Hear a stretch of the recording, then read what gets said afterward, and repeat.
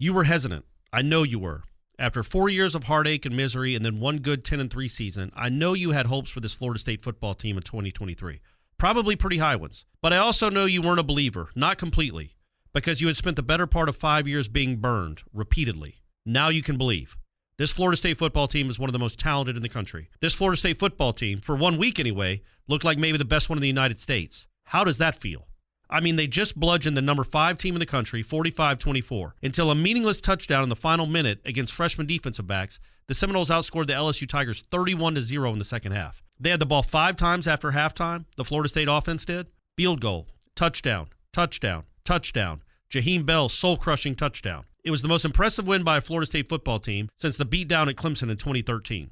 LSU is a good team, folks. Probably not great, but good, and they got manhandled in the second half by a more experienced, more skilled, and frankly, better coached football team. Brian Kelly said earlier this week that his Tigers were going to beat FSU's ass. Our words to that effect, anyway. All that did was make him look like an ass on Sunday night. Mike Norvell is for real. I believed that already. Now I think all of you likely believe it too. And we told you about Keon Coleman. He did what he did Sunday night, 3 touchdowns, 122 yards, just about every day in practice. I made the comparison earlier in the week on one of my many live TV show podcast extravaganzas that I think Coleman is like a taller Rashad Green. Well, I was wrong. He's better than Rashad Green, and I loved Rashad Green. Think about the game we just watched on Sunday night in Orlando. Johnny Wilson dropped 2 catches that cost the offense first downs. Bell dropped a big one too.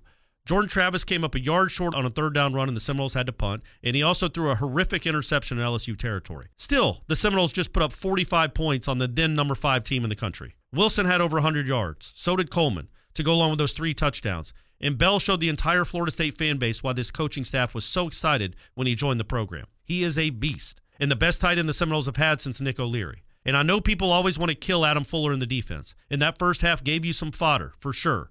But the Seminoles, until the final play from LSU, had allowed 89 total yards in the second half. They played incredibly well in the winning moments in that second half. It made Jaden Daniels look pedestrian, which isn't easy to do. I mean, I don't know how much more I can say about what we witnessed on Sunday night. I was excited about the season before it started. Now I'm genuinely fascinated about just how good this offense is going to be, just how much winning these Seminoles are about to do. I know you've been starved for a long time for a team like this. I truly think you've got your next great team. As long as injuries are avoided, this is going to be the best FSU squad in a decade. So as I wrote about before the game, and as I'm saying now, enjoy what you have here. Enjoy what this team is. The first half, I know, was as helter-skelter as you can imagine, which, to be fair, should be expected in a season opener, much less one of this magnitude.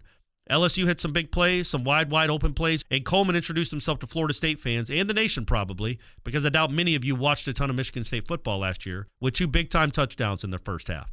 But there were also several hiccups. Coleman letting a punt roll all the way to the 1. There was that late draw they gave up to give LSU essentially an easy field goal. But we're not going to focus on all that. No chance. Not now. Not after this one. Because Florida State, the one that the entire ACC hates because it has the audacity to want to compete for championships, the one that the entire nation hates because it was the best program in the sport for about 4 decades. I'm not going to say for sure that it's back. I'm not going that far. Not yet. But holy cow, is that the most impressive thing I've seen from a team in Garnet and Gold in a long, long time. And the best part, as Norvell alluded to afterwards in his post-game press conference, is that they didn't even play great the whole time. Travis was off early, and then awesome, because he is awesome. The defense struggled early, then found itself, and dominated the LSU offense. The kicking game, notably kick coverage, was exceptional as usual, and the Florida State Seminoles looked every bit the part of a team that can contend and maybe even win a national championship. I know it's September, but sweet Moses, that was impressive. And they finished that game in a way we haven't seen around these parts in 10 years. Then again, as it looks right now, this is the best team we've seen around these parts in 10 years. How good does that feel?